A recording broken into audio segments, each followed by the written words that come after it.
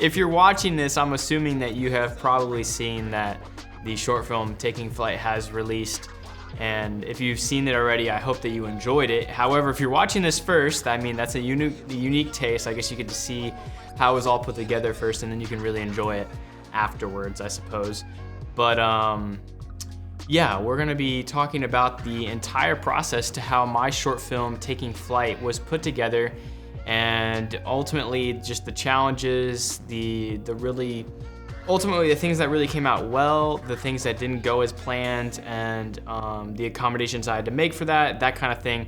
All that kind of aspect stuff is gonna be discussed in this video. So as I record this, I have no idea how long this is gonna take, so stick around for the whole thing, and hopefully you'll learn and grow with me as I prepare to do more projects like these in the future.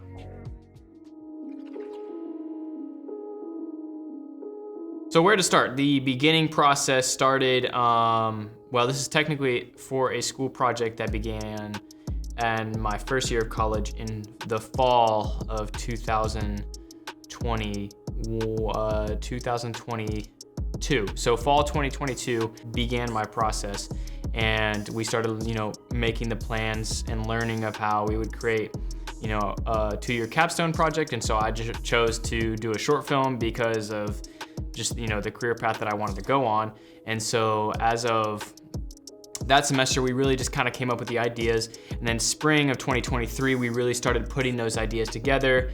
I had to start writing my script and get my script done, and then July of 2023 we began the casting process, which involved inviting people inside of the school and outside of the school who were interested in acting to be involved in the short film for ultimately just the experience, the fun time, no ultimate benefit besides having a good time and practicing and learning and just doing it because you love it. So July came and everything was going pretty well. The script had been done, completed. There was a few revisions that were being made, but the generalized script was completed. And I had some help from Brooke Dorr, who helped me revise a lot of it, and we changed a lot of the stuff that was inside of it. And so then we had our first meeting. We had multiple posters sent out through Canvas and social media in order to get people interested, and they would email me if they were interested. I had a lot of feedback coming back from those emails. Quite a few people responded with interest of I had asked for extras, I asked for main cast characters, I asked for crew assistants, I asked for all those things, and with specific roles, I asked for someone between the age of 16 and 21 with the certain features that they would need to have in order to fit the spot. And so we had a really good amount of feedback. A lot of people were interested, and so when the date came for people to come to the studio in order to try out, I was very enthusiastic about it. I was like, dang, we had a lot of responses. A lot of people said they were gonna come. I'm excited. And so the day came where we were gonna do the tryouts, and we had 4 people or 5 people, I think, maybe 4, including a close friend of mine, AJ, who plays AJ in the short film. He came, and then a couple other people that were emailing me had come as well. And I think we only had 2 main actors, or 2 of the ladies that had requested an actual role in the film that would be a major part showed up, and the rest were assistant crew people. I know Brooke came, and then Michael Wheeler, who did all of our sound stuff for the entire short film, he came. So there was only 4 on the first day, and so that was very disappointing, and it was gonna be a challenge because I didn't have anyone casted as the main role, and I also had 3 other spots inside of the script that needed to be casted that I didn't have. And so basically, my honors advisor, my mentor for the project, Miss Naomi, who is also my student worker boss, she suggested that I send out another form and do multiple more dates for people to come in and try out, and see if we could get any more tryouts in order to cast more characters. So we did this, and unfortunately it was unsuccessful. So people were reaching out through email and things that they were interested, and then they just never showed up. So it was a little disappointing and caused a problem in my writing, because I needed these roles filled or I would have to change a lot of script stuff, which I didn't want to do. And I really wanted my movie to be filled with a lot of characters in order to, you know, create more of a professional look. I mean, the more you have, even if they're just background extras, it's gonna feel more professional and look more professional. So I wanted it to be as good as it could be, and I wanted the most out of it. So I reached out to friends, because that was the last thing I could do, that I knew would be interested in doing things like that. And so thankfully I had a couple people reach out. I also reached out to a couple people on staff that I knew were also interested. I think Ivan had reached out, seeing something. He wasn't able to make some of the shoot dates, but Ivan Marcio was very interested in doing it as well. He ended up playing Chance in the movie, so I'm very grateful for what he was able to do. And then Chris and Cody are both pretty good friends of mine as well, and they were interested in participating as well, and were able to supply some of the stuff used in the short film. And I think that with them, it really did come together. But we had quite a few tryouts that, as you've seen in a lot of these shots from the BTS stuff, that they didn't end up working out. And so the reasoning that these things didn't work out is because of this. So we had planned to shoot in August of 2023, and we ended up pushing it back a little bit into September of 23 as well. And because this is like a Lake Sumter, you know, collaborative project, we would be using equipment from Lake Sumter to use for the shoot as well. And like some of the people that were shooting it, Davis, who is the lead videographer, is a full-time employee at Lake Sumter. He's the videographer in the studio. And so because the scheduling conflicts popped up where we had all these extra shoots that we had to do for work necessarily, we had to continuously push back the shooting dates for the short film. And so I would constantly be having to explain to everyone who was casted for this, like the ladies that had come in, that we had to keep pushing it back and keep pushing it back. And they would, you know, I know like they were very nice with the responses, but I know it would get a little bit annoying to hear that, oh, we're pushing it back again and again and again, and we're not gonna be able to shoot. Too bad, I'm sorry. But like in my heart, I was like, dang, I feel so bad because I don't wanna do that. I wanna just get this over with, and I need to get it done. I need to get it shooting because I don't wanna do it last minute. But because of all these last minute stuff that kept popping up, and the schedule's just continually filling. And so we were unable to shoot in 2023 and ended up in 2024, early 2024. I announced to the group chat in January that we were looking at shooting again in February, and I didn't get much response at all from anybody besides Michael, who was one of the crew, like I said, was doing sound, and Ivan, who is also still interested. But the other people that had I had casted spots for in the short film did not respond at all. And so at this point, that's when I reached out to friends specifically to take part. So I had to rewrite script sections to change the characters and their backstories. And a lot of the script ended up getting changed. The scenes themselves were specifically the general set that I had originally created stayed the same, but I changed a lot of the characters, I changed a lot of the feel for the story, and so in order to fit those new roles, I had to do all of that. So February came, still hadn't filmed at all, and things just kept getting pushed back, and I needed to just get it done. I made it very clear that we needed to just push it through because the project was gonna be due at some point in April, and I needed to just finish it and not worry about it last second. Put the place up. So we ended up scheduling shooting dates for March, and this time we went through with those dates and began the filming process.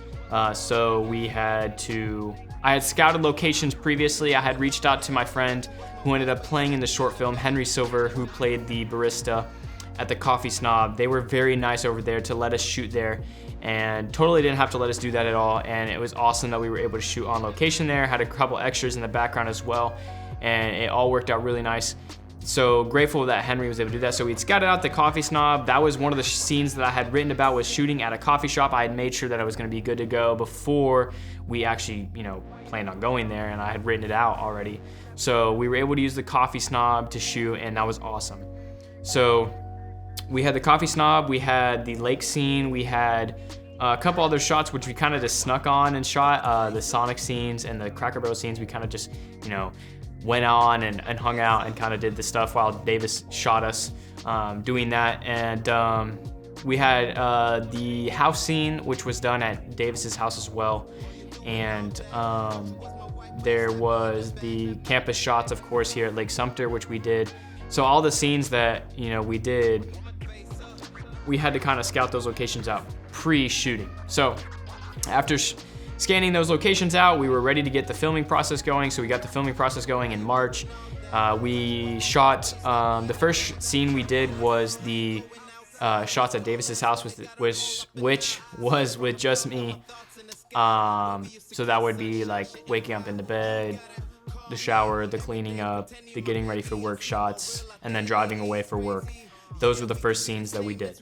And then following that, we did the second biggest scene. We did the coffee shop scene down at the Coffee Snob. That took up 3 extras, and then myself and Henry. And ultimately, that was I'll get into it in a second. That was the second hardest scene because audio, after going back and editing it, it didn't come through as nicely as we would have loved. There was a lot of background noise, which we didn't really notice while recording. And so in the post-production section, it turned out really harsh with the background noise, and you can vividly tell that when you watch the main part of the movie. And so unfortunately, that's just how it was gonna have to be. We weren't gonna be able to reshoot that necessarily within the time frame that we had. And so unfortunately, it just had to be what it was. It did look really good, and for the most part, you know, it didn't sound unbearably bad, but it had an obvious difference from the rest of the film, which had better audio throughout. And then we had the first scene, which was the locker scene. The locker scene was actually the very, very first scene we shot, and originally it actually had Ivan Marcio playing Chance as the other person with my character. And so unfortunately, after editing that scene, it didn't turn out well. We had audio issues and everything, and it was a completely different looking scene. We had a lot more moving shots. We had actually a few extras that had participated into that. And after editing all of that together, it just did not turn out at all. And we were like, this doesn't match the rest of the movie because the rest of the film looks so much better and sounds so much better. We can't do this. And because it was shot on campus, the locker scene was shot on campus in the Fine Arts building, we were like, we can reshoot this. And I asked Ivan if he was capable of reshooting it. We were gonna simplify the scene, less motion overall, and just so we could get that audio nailed down and make it look pretty solid and consistent. Ivan was unable to do that. So because Ivan was unable, I reached out to AJ, who plays AJ in the movie, and he was available. So we basically just flipped the character role to being AJ. And I think that worked out really nice. If you've watched the short film already, we kind of get this bond between AJ and my character Nolan as like these really close friends. And I think that throughout the editing process, I kind of leaned towards making that feel that way in order for us to understand that like AJ is basically Nolan's best friend in the end. And I think overall it worked out perfectly. And so there's gonna be a lot of BTS footage from the original shoot at the locker scene with Ivan. And it took a long amount of time because there was like a one take scene down the hallway where we were walking and all this kind of stuff that would have looked really good if we had nailed it down. Unfortunately, it just didn't turn out the way we would have loved. Next time, maybe we'll be able to accomplish something as complex as that, because we kind of learned from the mistakes with the way we recorded audio really was the major piece. And then some issues with color balance and stuff of that nature was kind of off throughout, but it just didn't feel consistent to the rest, so we decided to reshoot it. And so that's where we learn from the mistakes is, you know, sometimes you can't do as much as you want, sometimes simpler is better. But overall, the locker scene turned out pretty solid the way it ended up being, and so I'm pretty satisfied with how that part turned out. And then we have the lake scene, which was the biggest and most complex scene we shot. We had Chris, who brought some jet skis out to the park we were at. We were able to shoot there. And so I think the biggest benefactor to this was the weather. And so that day it was really windy and unfortunately very cloudy. My original intent was for it to be like this really glorious sunset and stuff on the lake with these drone shots of the jet skis and stuff, and it was gonna look all beautiful. And unfortunately that day there was not an inch of sun at all. And I think through editing, I kind of like was able to make it look like it was a little bit more of a golden hour situation. It was just really difficult. And unfortunately, like that was like the most complex scene, was all the actors had to be there for that scene. So like doing reshoots of that was gonna be completely difficult. And so we just had to roll with what it was. And I think it turned out great. And I think especially for seeing those awesome drone shots that Davis was able to produce, just made the level of quality just go straight through the roof, and they just looked amazing. And so combining that with all of the actors being on set at the same time, all being able to interact with each other, was really great. And I think it turned out nicely. And just it was the most fun I've ever had at a shoot before. I mean, we were absolutely dying. I don't know what I'm saying, bro. I don't know what I'm doing. You didn't tell me what to do. Chris and Cody. That's Wait, the Chris, only are you helping with the new stadium they're building down there? Yeah, I'm shouting.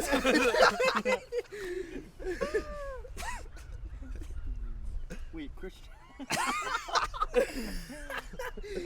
It's not that funny. Stop. Well, I got a proof of my apartment down in Tampa. We were. Well, I got a proof of my apartment down in Tampa next week. Fuck. Well, I got a proof of my apartment. Oh, but it's always one of us, dog. It's always one of us. And so I'm go down there next week, and the following week I start with my construction company. So I'm super excited about that. I can't look at you in the eyes. It was the most fun I've ever had at a shoot before. I mean, we were absolutely dying with laughter because of how many times we would have to retake stuff because we couldn't keep straight faces. And like we were laughing and laughing and laughing, and there was just so many bloopers, and everyone was just laughing. And I mean, absolutely hilarious. And at points it got difficult because like, okay, we need to actually shoot this because it's gonna get dark, and like, but it was just so fun, and I had a great time. And I really I'm so thankful for all the people that were able to help out with that. And like I said, Davis killed it with the shots there, and Michael with the sound did a really good job. I mean, holding a boomstick for that amount of time is really difficult, I know, and he killed it with it, and it sounds great. The post lake scene, like lake scene part 2, which I consider the conversation between my character my character Nolan, and AJ's character, it came out a little difficult with the wind. It was really harsh wind that point. We were able to get some of it out in post, and overall it turned out, okay. It was a little dark as well, but that scene itself was really short, and it was just another situation that showed that AJ was like a closer friend than Chance was originally. So I think that really turned out really nice. And then my favorite scene that overall looked absolutely phenomenal was the memories scene, which involved a car drive with me in the front, and then the memories initiated like through either flashbacks from like me and my friends hanging out at Sonic or Cracker Barrel. I inserted a couple of personal videos from me as a kid into the film to create that real like feel and emotion and sadness into the moment. You really want to understand that like the character Nolan is very depressed. He doesn't want to know what he wants to do at all, and you want to feel that as best as you can. And I did that to the ultimatum, and I think it really turned out nice, like looking emotional wise. I think it hit really deep, for some people, and I'm glad it did. And that was the real intent, was to make it pretty sad. And so overall, I think those shots just turned out so nice, and it really gave the feel. And that was like the peak of emotion of the short film, was that moment. And it was like just the breaking point for the character. And he's like, that's when Nolan realizes that he, needs to take a turn and change, or find like a route, something. He needs to find something. But what is that something? We don't know until obviously the coffee shop scene, blah, blah. We shot that a different day than the lake scene, and the sunset that night was much better. And so combining that with the other scene really turned out really smooth and nice, and I enjoyed it. So looked great. The final scenes that we shot were the on-campus scenes with the baseball team. So the first shot, I was able to reach out to the head coach of the Lake Sumter baseball team, Coach Billings, and he was able to hook me up with a jersey and a uniform and allowed me to go into the dugout with the players during a game day, and we kind of interacted through there and just shot some stuff. Obviously couldn't do too much, which would you know, have been insane if we could have gone a little bit further, but obviously there's restrictions to that. So, but I think it turned out really nice. And then of course, the following following morning, we shot some of the office scenes with him, kind of just showing like me being able to tour the campus, seeing the facilities, meeting the coach, getting my jersey number 30, and all of those things. And it was really funny because the coach brought it up to me, like my character's name being Nolan. I'm supposed to be a pitcher in the short film. Isn't really hinted at too much in the end.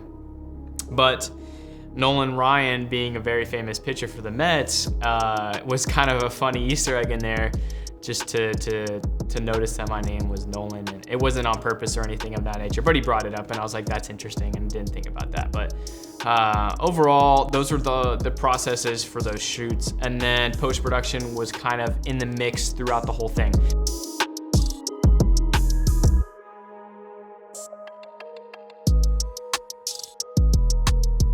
I had edited scenes pretty much, you know, a day or two after they were shot. We didn't shoot everything back to back to back. It was, you know, spread out over a couple of weeks. So I had the time to put it together because I was given the crunch date of April 17th was when the project was due for early screening. And then I'm gonna release the film to the public on the 19th, which if you're watching this, the film is live obviously already. But overall, I think crunch time really got to me. And so got a little excited and anxious about the whole thing, but overall I think the film really came out well, right about where I had expected. There were things, you know, like I talked about earlier, that didn't go as planned, or things that could have been better. I think one of the most major pieces that could have been better was the audio at the coffee shop. That was the like downfall of the film, if anything. And then some of the dialogue, you know, is weak in aspects. It's to me, I'm not the most amazing writer. And I didn't originally also plan to act in this film. I never planned to be in the movie. And so because of the casting issues, I had to take the step, and I was like, well, I can't find anyone to play the role that I'm looking for. I may have to do that myself. And so originally I really wanted to just direct the film like from behind the camera. I didn't want to be in front. And so directing it from in front made it different, and I wasn't able to see as much happen, you know, so I didn't have as much control over the whole aspects. But Davis really killed it with the shots, and we worked together. Some of the shots that we took for like B-roll and things of that nature, like fill stuff for the montages, some of those shots were my own, because, you know, sometimes you just can't picture the exact same thing. So it's, you know, sometimes you got to see it in the moment. And so went through that, but it all turned out really well, and I think it looked great. And overall, it was just such a good time and so much fun and such a learning moment, you know, because I'd love to do this again, and I'm definitely gonna do it again, you know, in the future. Not necessarily the same style or continuation of anything, but just creating short films in general and projects like these are just so much fun. You learn, you have fun with friends, and you meet new people, you go out to places, you know, you try new things, and overall it was just a wonderful time. So the process of making Taking Flight was awesome, and I have no regrets with anything that we did, and I hope that you guys were able to enjoy that short film and the process behind it all, and the bloopers and the BTS and all that kind of stuff, because I wanted you guys to be a part of it. I know you couldn't be there and stuff, but sometimes it's really cool to get the motivational aspect. I mean, some of the people that I had watched the short film to review it were like, dang, that's cool, and now I want to make my own short film, you know what I mean? So it's like a motivational thing, you know, you see it and then you're like, I want to do that myself, it's cool, you know what I mean? So it's like, it's not necessarily for like your own benefit, but it's, you know, to encourage other people, or, you know, to engage an audience that is interested in learning or seeing these types of things. So it's like, I mean, you're here watching a BTS video about this. Like, why? You know what I mean? It's because you like this kind of stuff. You know, I mean, you want to see how it was done. You want to see the mistakes I made. You want to see the things that I did that are cool, or like, you know, different or unique. You know what I mean? Everyone's got their own style. And it's like, just being yourself with whatever you do, whether it's short films or anything else in life, you just have to be different. So with Taking Flight, I really wanted my own unique look to it and take on it. And so I think that in the future, it will become more of a style. But for now, I really loved how it turned out, and I hope that you guys loved how Taking Flight turned out as well. But with that being said, that is the end of the Taking Flight process and the BTS video to it. I thank you guys so much for hanging around this whole time, and I hope you really enjoyed Taking Flight. If you haven't seen it, there's gonna be a link in the description. Go check it out. Let me know how you thought about it in the comments, and we'll see you guys later.